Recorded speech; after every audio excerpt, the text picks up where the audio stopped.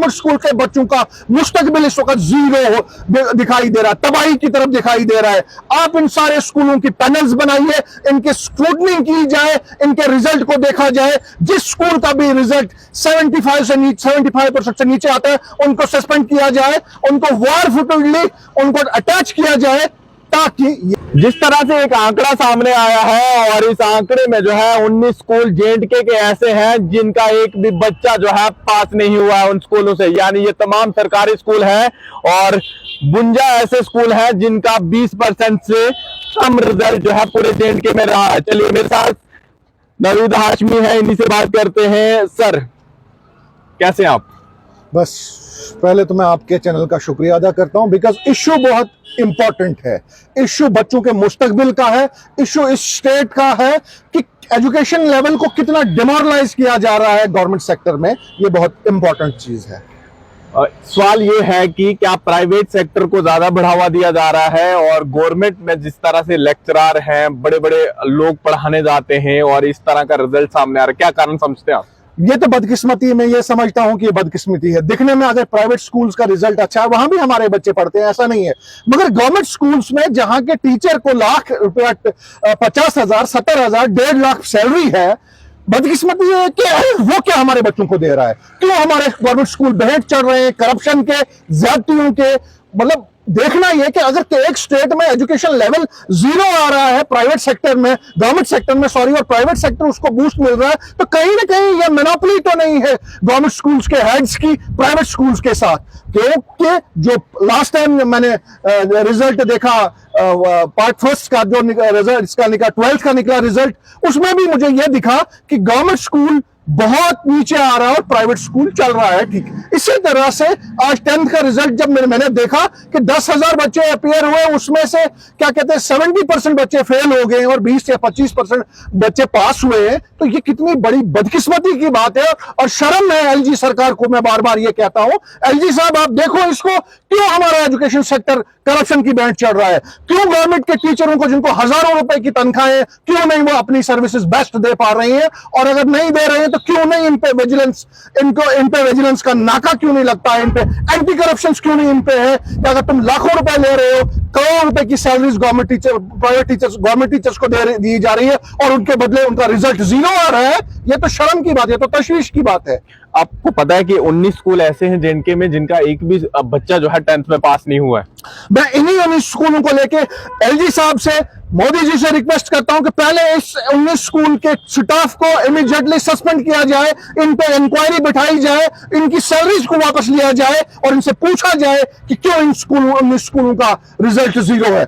उसके बाद जो इस वक्त का डाटा है, गवर्नमेंट जिस भी गवर्नमेंट स्कूल का रिजल्ट मैं ये कहूंगा कि 50% से नीचे उनको सस्पेंड कर दो। मैं डिमांड करता हूं एलजी से, उनको सस्पेंड कर दो, उनकी तनख्वाहें सीज कर दो, जब तक ना वो बेस्ट क्या कहते हैं अपनी सर्विस दें। वो किस चीज की लाखों रुपए तनख्वाहें ले रहे हैं और उसके बाद वो क्या कहते हैं हमें एटीट्यूड दिखाते हैं। क्या लगता है आपको कि एक तरफ से बायोमेट्रिक भी रखी गई है, तमाम चीजें रखी गई हैं स्कूलों में और जो भी फैसिलिटी चाहिए गवर्नमेंट प्रोवाइड भी कर रही है, मतलब जब जरूरत टीचर को हो या स्कूल के बच्चों को कोई जरूरत हो, लेकिन कई स्कूल ऐसे भी हैं जिन स्कूलों ने कभी लेक्चरार नहीं देखे हैं। वो डोडा के अंदर, आपने चाहे देसा के एरिया में सुने हो या बहुत बहुत जगहों पे। देखिए बदकिस्मती यही है कि क्या कहते हैं, सिंगल लाइन एडमिनिस्ट्रेशन में मैं अपने डोडा की बात करूंगा, इसका हेड डीसी साहब डोडा है। मैं उससे रिक्वेस्ट करता हूं डीसी साहब, जैसे आप दूसरी जगहों पे सरप्राइज विजिट्स कर रहे हो हॉस्पिटल्स हॉस्पिटल्स में जाके मगर अब आप सबसे पहले पैनल बनाइए कि हमारे डिस्ट्रिक्ट के बच्चों का, गवर्नमेंट स्कूल के बच्चों का मुस्तकबिल इस वक्त जीरो दिखाई दे रहा है, तबाही की तरफ दिखाई दे रहा है। आप इन सारे स्कूलों की पैनल्स बनाइए, इनकी स्क्रूटनी की जाए, इनके रिजल्ट को देखा जाए। जिस स्कूल का भी रिजल्ट 75% से नीचे आता है उनको सस्पेंड किया जाए, उनको वार फुटली उनको अटैच किया जाए, ताकि ये सिस्टम जो हमारा एजुकेशन सिस्टम है इस वक्त मेन स्ट्रीम में हो। अगर इन टीचर्स को, जिस स्कूल का रिजल्ट इस वक्त क्या कहते हैं माइनस में जा रहा है, अगर उन टीचर्स को सजा नहीं दी गई तो सिस्टम यही चलता रहेगा और गरीब का बच्चा फिर इस स्टेट में कभी पढ़ नहीं पाएगा।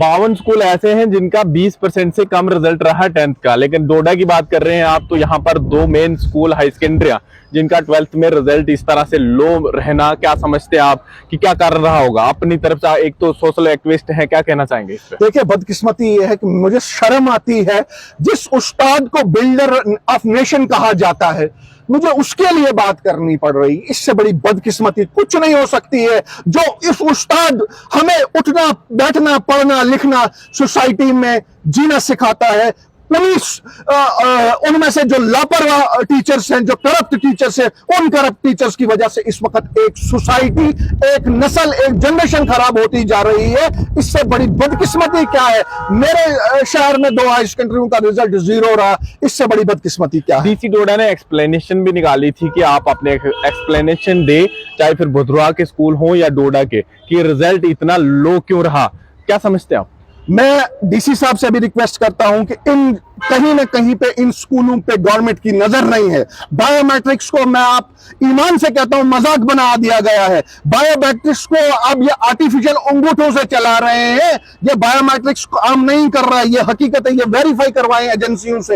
एक बात। दूसरी बात मैं एलजी साहब से कहता हूं, खैर हमारे इस वक्त बदकिस्मती से हमारे जेएंडके में 370 के बाद एजुकेशन मिनिस्टर ही नहीं है कोई, मगर मैं एजुकेशन सेक्रेटरी से बात करना चाहता हूं, मैं एजुकेशन कमिश्नर से बात करता हूं, मैं डायरेक्टर एजुकेशन को रिक्वेस्ट करता हूं। मैं इस वक्त डीसी डोडा को और सभी डिस्ट्रिक्ट के डीसी को कहता हूं कि हमारे बच्चों का, गरीब बच्चों का जो इस वक्त फारफलंग एरियाज में है, जो देसा में है, गुमला में है, अटोली में है, पाडर में है, रामगढ़ में है, राजगढ़ में है, उन सब बच्चों का मुस्तकबिल इस वक्त 0 हो रहा है। कहीं उन उस्तादों की करप्शन की वजह से वो बच्चे कहीं कल को दाएं बाएं न चले जाए, उसका जिम्मेवार ये उस्तादों वाला ये तबका होगा जिन पे इस वक्त गवर्नमेंट की नकेल नहीं कसी है। मैं डीसी साहब को कहता हूं, डीसी साहब प्लीज सीओ को बुलाइए, इस पे वार फिटिंग एक क्या कहते हैं कमेटी बनाइए, और जहां जहां आपका रिजल्ट 0, उन सारे टीचर्स की तनख्वाहें 1-1 साल के लिए बंद कर दो। उसके बाद देखो कैसे एजुकेशन सेक्टर सुधरता है। क्या आपको नहीं लगता कि एक प्रेशर गवर्नमेंट ने भी बनाया हो बच्चों के ऊपर कि आफ्टर 12th के बाद CUCET का एग्जाम अगर क्वालिफाई करेगा वही बच्चा एडमिशन लेगा, और एक प्रेशर ये भी बना होगा, ये कारण भी हो रहा होगा? देखिए, CUET जो है सेंट्रल यूनिवर्सिटी एग्जाम, जो ये एक डकोसला है, इसकी हमने पहले मजम्मत की क्योंकि ये कोई सेंस नहीं बनती है। एलजी साहब, मोदी साहब, ये कोई सेंस नहीं बनती है। यहाँ पे इस वक्त जो मिडिल क्लास से भी लो बच्चे हैं, BPL वाले हैं, वो इस वक्त कॉलेजों में जाके पढ़ते हैं क्योंकि अमीरों के बच्चे प्रोफेशनल कॉलेजेस में पढ़ते हैं। उन बच्चों को जिनकी इनकम 10,000 या 15,000 मंथली है, उनको आप यहाँ से बाहर स्टेट्स में भेजते हो क्या कहते हैं एग्जाम देने, और एग्जाम दे के बाद ये भी नहीं पता है कि उनका कॉलेज कहां होगा। सबसे पहले तो ये जो फैसला था COT का गलत था, टोटल रॉन्ग था, और अगर उसको रोल बैक किया गवर्नमेंट ने तो अप्रिशिएबल है। नंबर दो मैं इसी के साथ बोलूंगा कि इस वक्त जो हमारी स्टेट का सिनेरियो है 370 जाने के बाद, इस स्टेट में इस वक्त ब्यूरोक्रेसी का इतना बोलबाला है। वो लोग सेक्रेटरीज में बैठ के जम्मू कश्मीर के बच्चे का, जिस एजुकेशन सेक्रेटरी ने देसा कभी सबने भी नहीं देखा होगा, वो देसा के बच्चे को का जजमेंट करता है वो क्या करेगा। ये भरत सजान के बच्चे का, अटोली पाउडर के बच्चे को डिसाइड करता है, जबकि उन्होंने प्रैक्टिकली ग्राउंड में देखा ही नहीं है कि उनकी हायर सेकेंडरीज का इस वक्त पोजीशन क्या है। उनकी हायर सेकेंडरी 11 बजे खुलती है और 1 बजे बंद होती है, और रिजल्ट ये है, उनकी हायर सेकेंडरी का रिजल्ट ये है कि ये 80% इस वक्त 0 नील दिखाई दे रहा है। और इस वक्त मोदी जी का या क्या कहते हैं इसका एलजी साहब का कोई इस पर ट्वीट ही नहीं आ रहा है कि हमारे बच्चे का, हमारी जो आने वाली नस्ल है जम्मू कश्मीर की, वो इस वक्त करप्शन की भेंट चढ़ रही है। आपको नहीं लगता एक FIR उन लोगों के ऊपर भी कटनी चाहिए जिन लोगों ने स्कूल की बिल्डिंगें बनाई है? रिसेंटली 5 पॉइंट कुछ भूकंप आया तो सरकारी जितनी बिल्डिंगें थी ध्वस्त हो गई, दोबारा से दरारें पकड़ गए, लोगों के घर बेहतर है, कुछ घरों को दरारें आई लेकिन कुछ बच्चे भी जख्मी हुए जोड़ा कहा के। लेकिन जितनी भी सरकारी बिल्डिंगें थी, क्या लगता है आपको कि रॉ मटेरियल यूज किया गया और प्रॉपर तरीके से इन चीजों की मेंटेनेंस नहीं की गई? देखिए, ये तो सीधा दर्शाता है कि जो भी मैं स्कूल बिल्डिंग को लेके चलूं कि कितनी बड़ी करप्शन थी। एक बिल्डिंग 10 लाख में बनती है और वो उसको 2 लाख में तैयार करते हैं। ये दर्शाता है कि स्कूल बिल्डिंग्स को, खुसूसन स्कूल बिल्डिंग्स और गवर्नमेंट बिल्डिंग्स को कोई मॉनिटर करने वाला नहीं है। जब भी किसी कॉन्ट्रैक्ट को 10 लाख का ठेका देते हैं तो उससे ये 2 लाख का काम लेते हैं, बाकी पैसे ये अपने अकाउंटों में डलवाते हैं। ये इसकी वेरिफिकेशन होनी चाहिए। इसको एलजी महोदय से मैं बोलता हूं, इसकी वेरिफिकेशन होनी चाहिए। डीसी साहब को इस पे सर्कुलर निकालना चाहिए कि क्यों मैक्सिमम जगहों पे गवर्नमेंट बिल्डिंग्स जो है उसमें ज्यादा स्कूल है, क्यों वो भूकंप के शिकार हुए? क्या सब्सिडाइज मटेरियल लगा था? क्या उन ठेकेदारों को पेमेंट नहीं हुई थी? अगर नहीं हुई थी तो वजह क्या थी? अगर हुई थी तो उनको ब्लैकलिस्ट कर देना चाहिए, उन ठेकेदारों के खिलाफ और उन एजेंसियों के खिलाफ जिन्होंने वो स्कूल और गवर्नमेंट बिल्डिंगें बनवाई है, उनके खिलाफ पर्चे लगने चाहिए, तब जाके करप्शन पे कोई दबाव पड़ेगा। ऐसे सारा स्कूल भी जा रहा है, एजुकेशन सिस्टम जीरो होता जा रहा है, कोई लीडर बोलने के लिए तैयार नहीं, कोई सोशल एक्टिविस्ट बोलने के लिए तैयार नहीं, और हमारे बच्चे इस वक्त मौत की कगार पे। एक तरफ बीजेपी बिल्कुल खामोश बैठी हुई है, लोगों को उम्मीद है कि कम से कम कुछ बोले, चाहे हॉस्पिटल को लेकर हो, सड़क पे अगर कोई खराब हालत है तो उसके लेकर हो, या फिर अभी एजुकेशन का जो मुद्दा बना हुआ कि इतना लो रिजल्ट आ रहा है। देखिए, बीजेपी वालों पे मुझे हंसी आती है। ये वही लोग थे जिन्होंने 370 के बाद बोला था हम जम्मू कश्मीर को सोने की चिड़िया बनाएंगे। सोने की चिड़िया क्या बनाना है? सबसे पहले राशन लिया, स्टोर का राशन लिया गरीबों से, जिनको 10 किलो मिलता था उनको 5 किलो मिलता है। इन गरीबों की जमीनें ली, इनके बच्चों को पढ़ाई के लायक नहीं रखा। जो मजदूर है वो अपने बच्चे को कॉलेज में नहीं पढ़ा सकता है। इन्होंने जमीनें ली, इन्होंने नौकरियां ली, इन्होंने बड़े बड़े ठेके बाहर के लोगों को दिए, हमारी इकोनॉमी को जीरो कर दिया। इस वक्त सचमुच अगर गुलामी की कगार पे इस जम्मू कश्मीर को 1947 की पोजीशन में किसी ने पहुंचाया तो उसके जिम्मेवार बीजेपी के लोग हैं। क्या यही डेवलपमेंट उन्होंने की?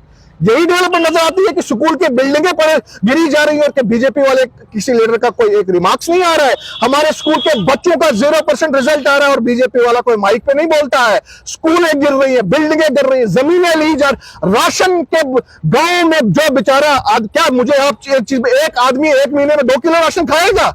जुल्म तो कितना, राशन मुंह से निवाला तक इन बीजेपी लोगों ने छीना है। और इनके एजेंटों से मैं ये कहना चाहता हूं कि गलत तलबदारी मत करो। इस जो करप्शन इस वक्त हो रही है, ये आपके घरों में भी बीजेपी वालों पहुंचेगी कल को।